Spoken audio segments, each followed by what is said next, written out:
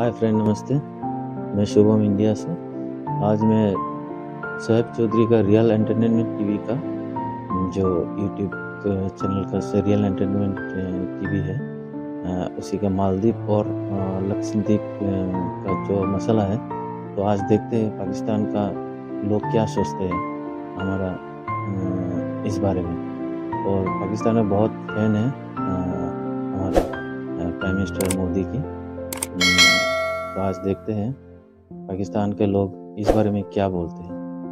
चलिए शुरू करते हैं। सर मैं मालदीव्स को कहना चाह रहा हूँ ये चीज़ कि कभी अपने मुल्क को नक्शे में आपने गौर से देखना है। इंडिया के नक्शे के नीचे जैसे एक डॉट नुक्ता नहीं होता, नुक्ते की तरह एक मुल्क है, इतना सा मुल्क जिसे कहा जाता है। और आप किसके साथ क्या कर रहे हो? पंजाबी की एक मिसाल है, पंजाबी में हमारे यहाँ कहते हैं कि ज़ाती कोड़ किल्ली तिश्तीरे नाल जफे। मैं मालदीव को कहना चाहूँगा कि देखिए, आप प्राइम मिनिस्टर मोदी को क्लोन और पपेट नहीं है, वो एक ब्रांड है। ब्रांड, जिस ब्रांड के साथ पूरी दुनिया के ब्रांड बिजनेस करना चाहते हैं, तो वो ऐसे बुरे लफ्ज ना बोलिए। 1988 में श्रीलंका के 100 से ज्यादा टेररिस्ट जो है ना, वो मालदीव्स में घुस चुके हुए थे। और इवन के सिर्फ घुसे नहीं थे, उन्होंने पूरे मालदीव्स के ऊपर कब्जा कर लिया था। इवन के उनकी हुकूमत पे भी कब्जा कर लिया था। अब मैं सवाल करना चाहता हूँ मालदीव्स के लोगों से कि सर आप मुझे ये बताइए कि आपको उस टाइम बचाने वाला कौन था? कौन सी फोर्सेस आई थी? किसने फोर्सेस भेजी थी? वो इंडिया ने फोर्सेस भेजी थी। शायद इंडिया ने उस टाइम फोर्सेस ना भेजी होती तो आज आपका मालदीव्स भी पता नहीं होता कि ना होता। मैं मालदीव्स वालों को कहना चाहूंगा कि आपको 10 दिन इंडिया साफ पानी ना देता तो आप आज जिंदा ना होते। आपको ये भी याद रखना चाहिए था। और आप चाइना के पीछे लग के आप किस किस्म की स्टेटमेंट दे रहे हैं या गालियां दे रहे हैं, कैसे लफ्ज यूज कर रहे हैं? कि उन्होंने वो जो ट्वीट वगैरह किए हैं वो डिलीट कर दिए। शुएब भाई देखिए, मुंह से निकला हुआ लफ्ज और कमान से निकला हुआ तीर कभी वापस नहीं आता।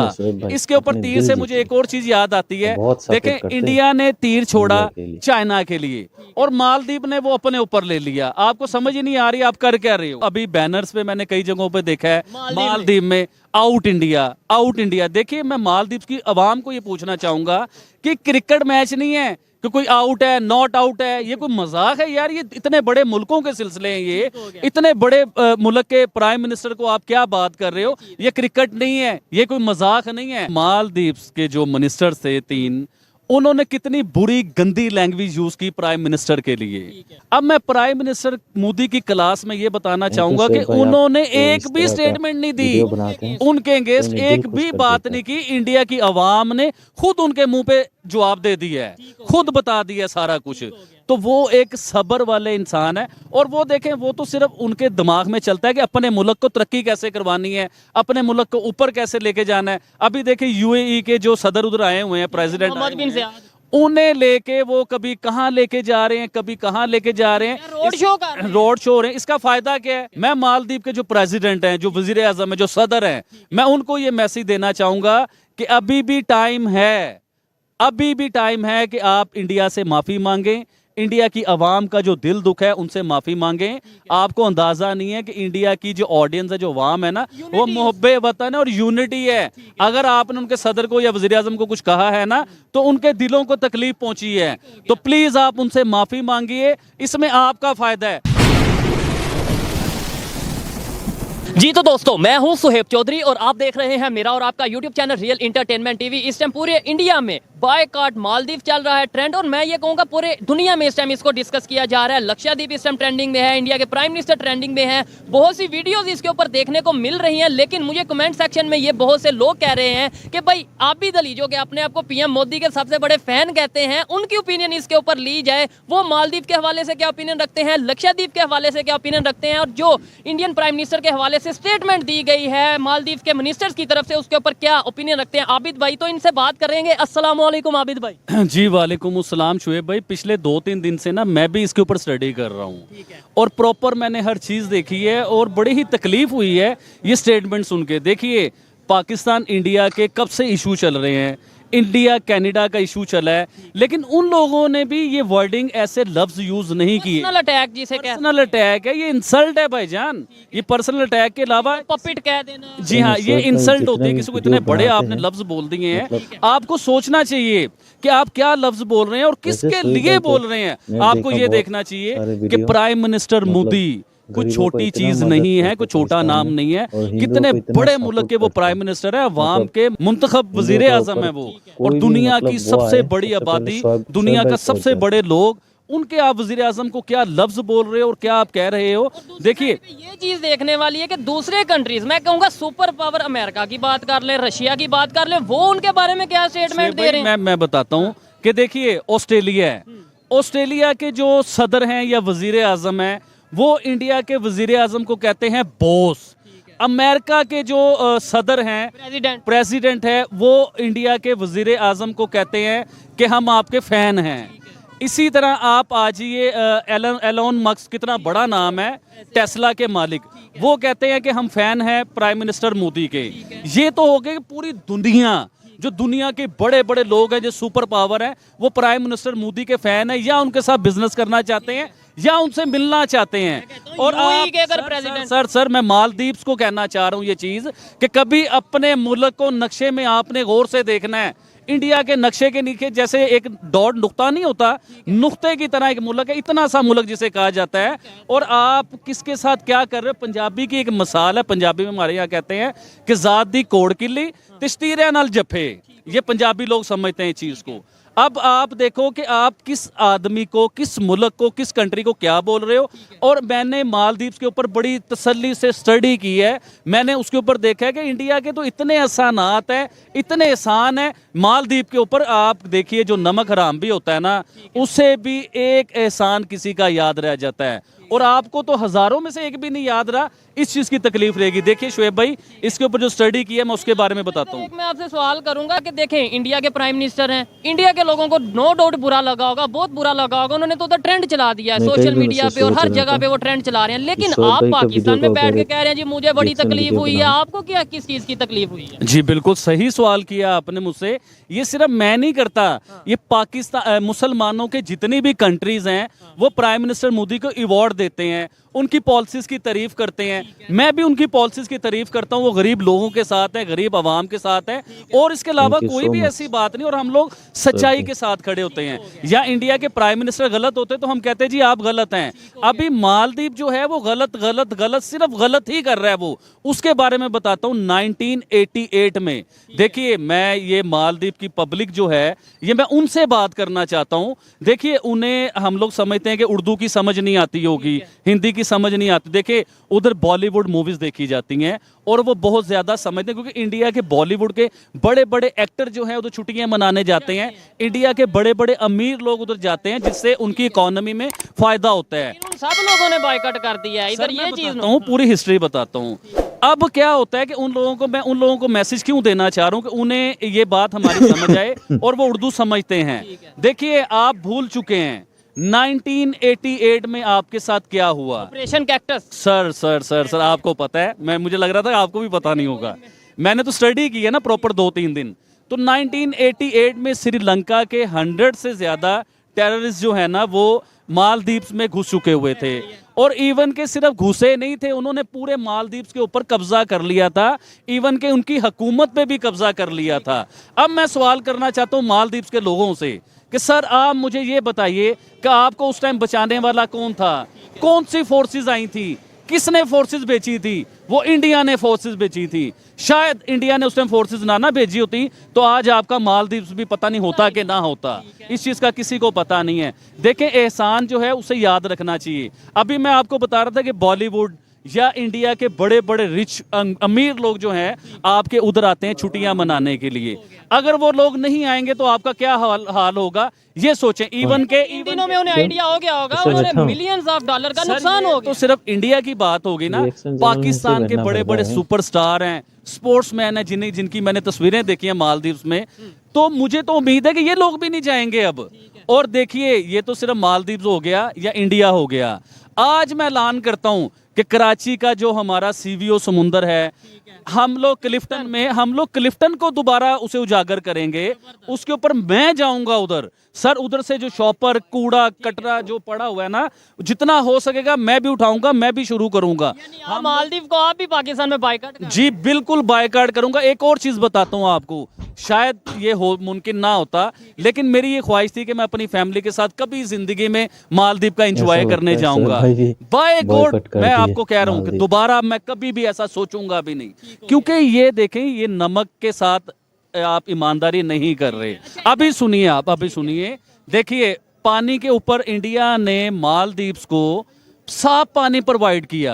आपको पता है साइंसदान क्या कहते हैं? साइंसदान कहते हैं कि किसी इंसान को पानी ना मिले तो इंसान जिंदा नहीं रह सकता, उसमें दिन की लिमिट है 7 दिन 10 दिन। देखिए मैं मालदीव्स वालों को कहना चाहूंगा कि आपको 10 दिन इंडिया साफ पानी ना देता तो आप आज जिंदा ना होते, आपको ये भी याद रखना चाहिए था। और आप चाइना के पीछे लग के आप किस किस्म की स्टेटमेंट दे रहे हैं या गालियां दे रहे हैं, कैसे लफ्ज यूज कर रहे हैं? उन्होंने वो जो ट्वीट वगैरह किए हैं वो डिलीट कर दिए। शुएब भाई देखिए, मुंह से निकला हुआ लफ्ज और कमान से निकला हुआ तीर कभी वापस नहीं आता। इसके ऊपर तीर से मुझे एक और चीज याद आती है, देखें इंडिया ने तीर छोड़ा चाइना के लिए और मालदीव ने वो अपने ऊपर ले लिया। आपको समझ ही नहीं आ रही आप कर क्या रहे हो? रियली मैं सही बात कर रहा हूँ। और चाइना की बात मैं करता हूँ, आपको मालदीव की और अवाम को बताना चाहता हूँ कि चाइना जिस मुल्क में घुसा है वो मुल्क तबाह हो गया, बर्बाद हो गया है। वो मैं आपको प्रूफ देता हूँ किस तरह। देखिए श्रीलंका को आप देख लीजिए, श्रीलंका का क्या हाल है। चाइना ने उधर इतना कर्जा दिया, इतना कर्जा दिया, इतना कर्जा दिया कि श्रीलंका बैंकक्रप्ट हो गया, मुल्क क्रप्ट हो गया। आज सर पाकिस्तान को भी लेके आते हैं, आज श्रीलंका के हालात देखिए क्या हुए हैं। अब आए पाकिस्तान की तरफ। शुएब भाई आपको अंदाजा नहीं है कि चाइना जब से पाकिस्तान में घुसा है, कोई प्रोडक्ट ले लें, सुई से लेके ईच एंड एवरीथिंग, कोई भी चीज ले लीजिए, चाइना चाइना चाइना चाइना। अब उस चाइना की वजह से हमारी बड़ी बड़ी इंडस्ट्रियां बंद हुई, हमारी फैक्ट्रियां बंद हुई। ये भी कहा जाता है ना सी पैक और ग्वादर गेम। देखिए शुएब भाई सी पैक पे भी आता हूं, पहले मैं अपनी इंडस्ट्रियों पे आता हूं। हमारी इंडस्ट्रियां बंद हुई, अगर वो इंडस्ट्रियां चल रही होती तो हजारों लोगों को रोजगार मिलना था।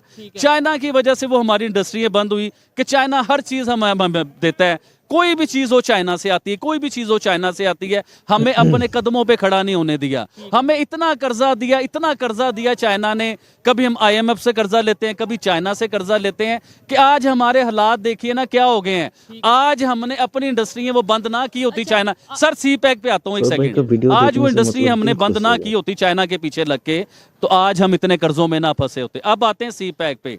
देखिए सी पैक को हम सारी जिंदगी ये सुनते रहे हैं कि सी पैक जो है ना एक गेम चेंजर है, जिससे पाकिस्तान की तकदीर चेंज हो जाएगी। मुझे कोई गेम चेंज नजर नहीं आई, कोई पाकिस्तान की तकदीर चेंज होते हुए नजर नहीं आई शुएब भाई। यही सच है और यही मालदीव वालों को बताना चाहूंगा। अच्छा, यहाँ पे एक चीज मैं ये कहना चाहूंगा कि कोई भी स्टेटमेंट है, चाहे वो कोई मिनिस्टर दे या कोई आम इंसान दे, उसे बात करने से पहले सोचना चाहिए। आबिद भाई आपको क्या लगता है, रिलेशन बेहतर होंगे कोई आपके ख्याल में? शुएब भाई देखिए रिलेशन बेहतर होने की तो बात इधर आती नहीं है। देखिए वो अभी बैनर्स पे मैंने कई जगहों पे देखा है मालदीव में आउट इंडिया, आउट इंडिया। देखिए मैं मालदीव की आवाम को ये पूछना चाहूंगा कि क्रिकेट मैच नहीं है कि कोई आउट है नॉट आउट है, ये कोई मजाक है यार? ये इतने बड़े मुल्कों के सिलसिले हैं, ये इतने बड़े मुल्क के प्राइम मिनिस्टर को आप क्या बात कर रहे हो? ये क्रिकेट नहीं है, ये कोई मजाक नहीं है। इधर एक चीज आबिद भाई ये भी है, आपको शायद ये भी पता होगा कि जो इस टाइम मालदीव की गवर्नमेंट है इस्लामिक गवर्नमेंट है। अब कुछ लोग इंटरनेशनल लेवल पे, कुछ लोगों का ये कहना है कि भाई इंडिया के साथ रिलेशन नहीं ठीक होते, या इंडिया जो है वो इस्लामिक कंट्रीज या मुसलमानों के साथ, खासतौर पर प्राइम मिनिस्टर मोदी, उनके रिलेशन नहीं ठीक। अब एक साइड पे UAE का जो प्रेसिडेंट है वो इंडिया का विजिट कर रहा है, रोड शो कर रहा है, इसके ऊपर शुएब भाई मैं आपको ये बताना चाहूंगा कि मालदीव के जो मिनिस्टर थे 3, उन्होंने कितनी बुरी गंदी लैंग्वेज यूज की प्राइम मिनिस्टर के लिए, मोदी के लिए। अब मैं प्राइम मिनिस्टर मोदी की क्लास में ये बताना चाहूंगा कि उन्होंने एक भी स्टेटमेंट नहीं दी, उनके अगेंस्ट एक भी बात नहीं की। इंडिया की आवाम ने खुद उनके मुंह पे जवाब दे दिया है, खुद बता दिया सारा कुछ। तो वो एक सब्र वाले इंसान है। और वो देखें, वो तो सिर्फ उनके दिमाग में चलता है कि अपने मुल्क को तरक्की कैसे करवानी है, अपने मुल्क को ऊपर कैसे लेके जाना है। अभी देखें UAE के जो सदर उधर आए हुए हैं, प्रेसिडेंट, उन्हें लेके वो कभी कहां लेके जा रहे हैं, कभी कहां लेके जा रहे हैं, रोड शो कर रहे हैं। रोड शो हो रहे हैं। इसका फायदा क्या है? कि इंडिया में डॉलर आएंगे, इंडिया की इकोनॉमी में फायदा होगा, इंडिया की और तरक्की होगी और फायदा होगा। तो उनका दिमाग ही छोटी मोटी घटिया स्टेटमेंट पे नहीं है मोदी जी का, वो बड़े लोग हैं। मालदीव को क्या मैसेज देना चाहेंगे उनकी पब्लिक को या उनके लोगों को कि मतलब वो जो मिनिस्टर्स ने स्टेटमेंट दी है क्या वो स्टेटमेंट पे सॉरी देखिए, मैं उनसे मैसेज ये देना चाहूंगा कि आपने 3 मिनिस्टर जो निकाल दिए और उनकी जो स्टेटमेंट थी वो आपने डिलीट करवा दी। इन चीजों से कोई मसले का हल नहीं होता।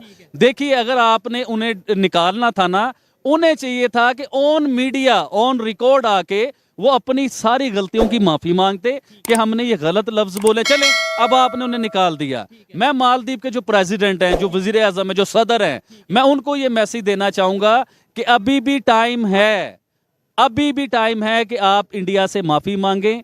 इंडिया की आवाम का जो दिल दुख है उनसे माफी मांगें। आपको अंदाजा नहीं है कि इंडिया की जो ऑडियंस है, जो आवाम है ना, वो मुहब्बे वतन है और यूनिटी है। अगर आपने उनके सदर को या वजीर आजम को कुछ कहा है ना, तो उनके दिलों को तकलीफ पहुंची है। तो प्लीज आप उनसे माफी मांगिए, इसमें आपका फायदा है। और जिस नमक की मैं बात कर रहा था ना, उस नमक, इस हवाले से खबरें भी आ रही हैं मेरे ख्याल से। उनके जो प्रेसिडेंट ने ये बोला कि मैं इंडिया का विजिट करना चाहता हूं और प्राइम मिनिस्टर मोदी से मिलना सॉल्व करना चाहता हूं। ये तो बड़ी खुशाइन बात है। देखिए ना कि इंडिया का मसला हुआ कनाडा के साथ। तो कनाडा एक स्ट्रॉन्ग मुल्क माना जाता था, एक अच्छा मुल्क माना जाता था। क्या कर लिया कनाडा ने? क्योंकि झूठ के पांव नहीं होते।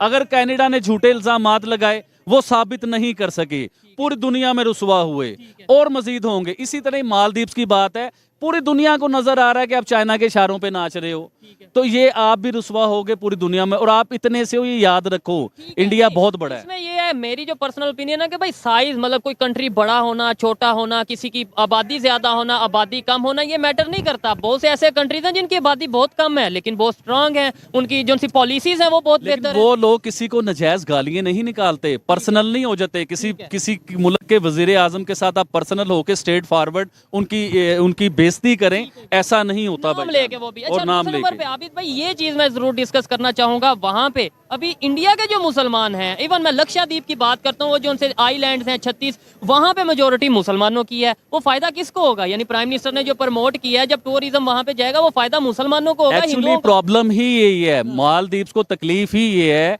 कि इंडिया की इतनी खूबसूरत जगह है और कभी किसी ने तो ध्यान नहीं दिया। अब प्राइम मिनिस्टर मोदी खुद आ गए उधर, और प्राइम मिनिस्टर मोदी के आने से सबसे बड़ा फायदा क्या होगा कि वो जगह प्रमोट होगी।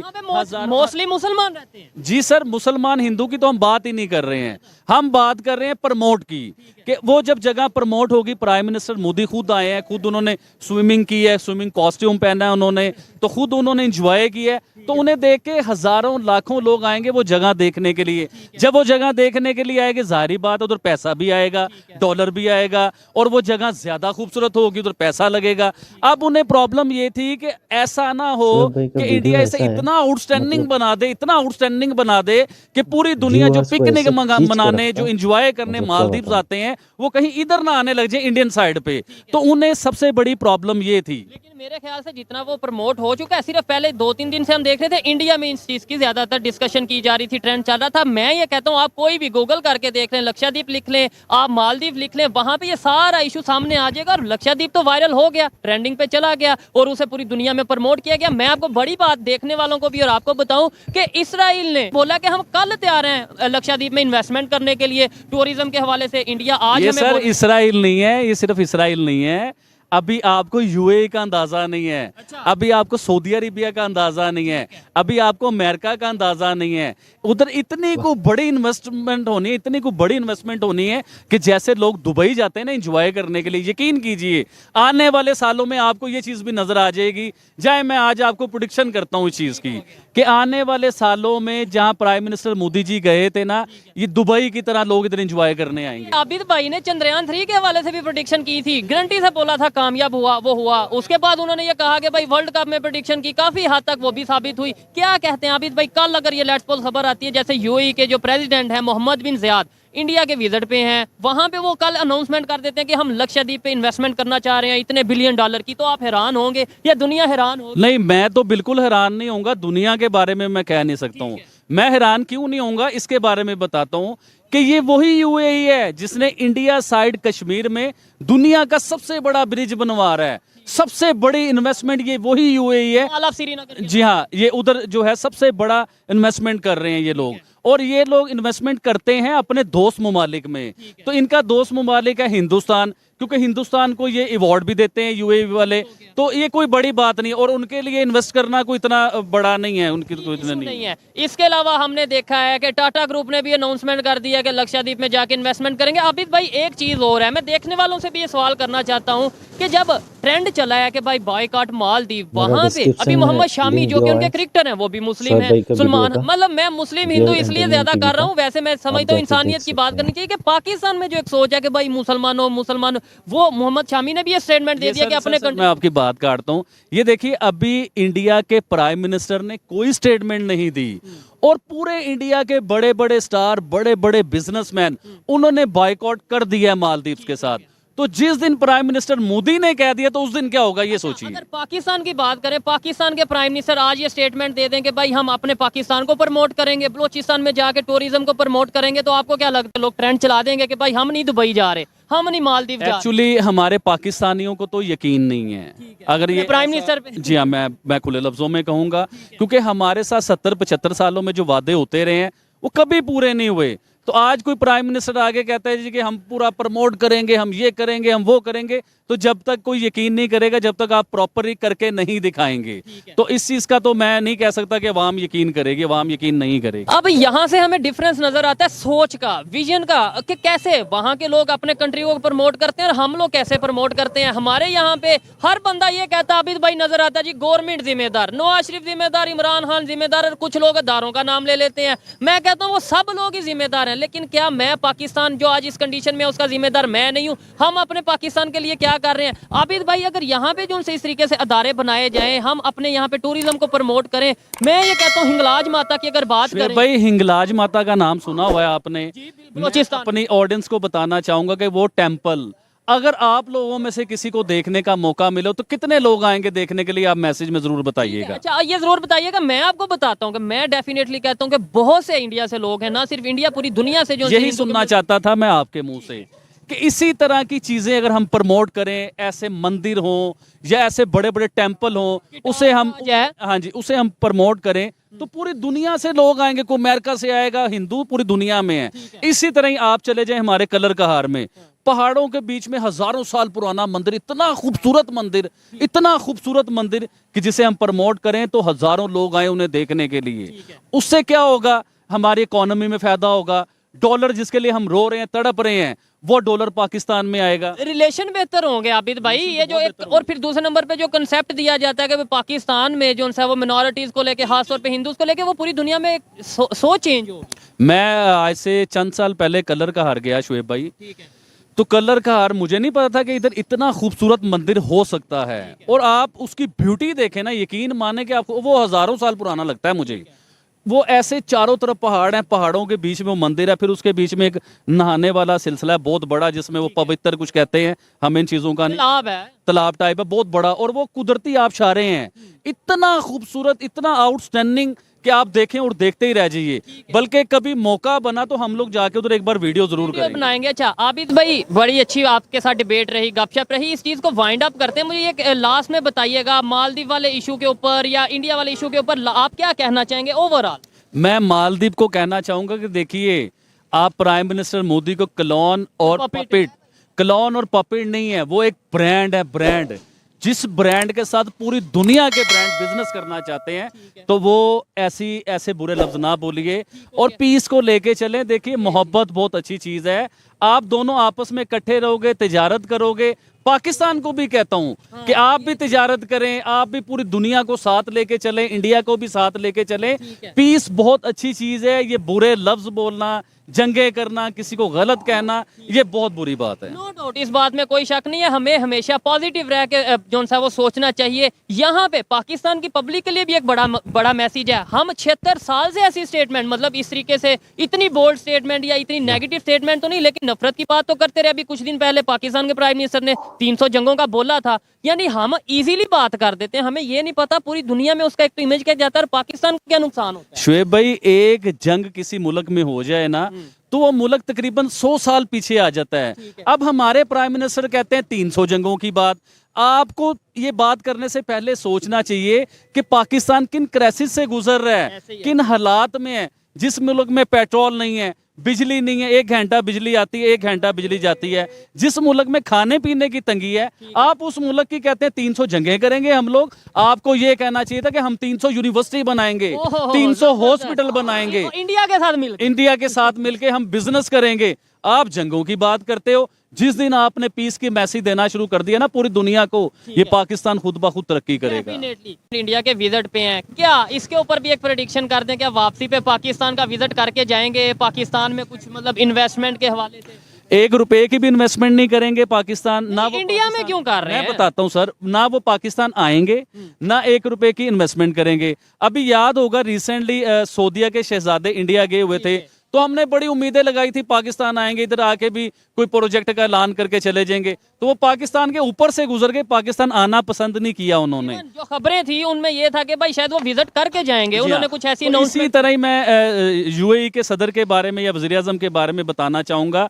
देखिए, दुनिया की कोई भी बिजनेसमैन हो, किसी भी मुल्क का वज़ीर आज़म हो, हमेशा जो बिजनेसमैन होता है ना, मैंने पहले भी ये चीज बताई थी कि वो इन्वेस्ट करता है हमेशा उस इंडस्ट्री के ऊपर जो इंडस्ट्री तरक्की कर रही हो। कभी ऐसी इंडस्ट्री पे कोई बिजनेसमैन जो है ना इन्वेस्ट नहीं करता कि जो इंडस्ट्री डूब रही हो। तो आप समझ जाइए मेरे सवाल का जवाब। मैं कहता हूँ यूएई को छोड़ें, सऊदी अरेबिया को छोड़ें, अफगानिस्तान जो है वो रिलेशन बेहतर कर रहा है। अगर ईरान की बात करें, वो चाबहार पोर्ट और इंडिया के साथ मिलकर प्रोजेक्ट बना रहा है। इसके अलावा इजिप्ट की बात करें, वो रिलेशन बेहतर कर रहा है। इसका मतलब यह कि जो एक कंसेप्ट दिया जाता है कि जी इंडिया की प्राइम मिनिस्टर जो मोदी हैं वो उनके रिलेशन नहीं मुस्लिम के साथ ठीक, या वो रिलेशन बेहतर नहीं करना चाहते। फिर बड़ी बात जो मैंने इस सारे केस में स्टडी किया है कि जो लक्षद्वीप के हवाले से बात अगर करें तो लक्षद्वीप में भी मोस्टली लोग जो उनसे वो मुसलमान हैं। तो अगर वहां पे टूरिज्म को प्रमोट किया जाएगा, फायदा किसको होगा? ये पाकिस्तान के माइंडसेट की बात कर रहा हूं, तो फायदा मुसलमान का होगा। और वो फायदा कौन कर रहा है? अच्छा, मैं आपको एक और चीज बताता चलूं कि इंडियन मुसलमानों की मैं आपको बात बताता हूँ। इंडियन मुसलमानों को आप आज से 10 साल पीछे चले जाइए, 20 साल पीछे चले जाइए। इंडिया के मुसलमानों के ऊपर टैग पता क्या होता था कि ये गुंडे हैं, ये टेररिस्ट हैं, ये भाई लोग हैं, ये भत्ताखोर हैं, ये नजायज फरोश हैं, ये शराब बेचते हैं। इनके ऊपर टैग ये होता था। आज आप इंडिया के मुसलमानों की, जब से प्राइम मिनिस्टर मोदी आए हैं, आज उनके नसीब चेंज हो गए हुए हैं सर इंडियन मुसलमानों के। आज वो बिजनेसमैन हैं, आज वो इंजीनियर हैं, आज वो पढ़े लिखे हैं, आज वो वकील हैं, आज वो जज हैं, आज वो पुलिस में हैं। यानी कि उनका नाम है, उनके बड़े बड़े मॉल्स हैं इंडिया में, इंडियन आर्मी में है मुसलमान। तो जब से प्राइम मिनिस्टर मोदी आए हैं, इंडिया में मुसलमानों की सुनी गई है। देखिए, कई जगहों पे होता है ऐसा। अब पाकिस्तान को ले लीजिए आप कि इधर हमारे कई ऐसे भत्ताखोर हैं जिनमें पाकिस्तान आर्मी ने या कानून ने उनका खाना खराब कर दिया है। तो इसी तरह इंडिया की कानून, आर्मी या उन्हें पकड़ता है तो इधर एहतजाज शुरू हो जाते हैं, इधर रोले शुरू। कभी उनके मुसलमानों पे वो एक साइड का, उन मुसलमानों का बैकग्राउंड हिस्ट्री तो निकाल के देखिए कि वो कौन थे। एक साइड दिखाई जाती है। यहाँ पे पाकिस्तान मीडिया के लिए कहूँगा, पाकिस्तान की गवर्नमेंट के लिए भी यही मैसेज रखना चाहूंगा कि भाई जो खबर है सच है वो सामने लाना चाहिए, रिलेशन बेहतर करने की बात करनी चाहिए। आज मालदीव का जो इशू चल रहा है, 3 दिनों में उन्हें कितने मिलियंस डॉलर का नुकसान हुआ और हमने 76 सालों में कितने मिलियन डॉलर का, बिलियन डॉलर का नुकसान किया, ये हमें सोचने की जरूरत है। अगर हमारे रिलेशन तमाम कंट्रीज के साथ बेहतर होते, नेबर कंट्रीज के साथ और तमाम दूसरी कंट्रीज के साथ, तो शायद आज हम इस पोजीशन में ना होते, बहुत बेहतर कंडीशन में होते। ये थी आज की वीडियो। आबिद भाई ने आज बहुत सी ऐसी बातें की हैं हिस्ट्री के हवाले से। आप उनसे कितना एग्री डिसएग्री करते हैं कमेंट में जरूर बताइएगा। मिलते हैं नेक्स्ट वीडियो में, तब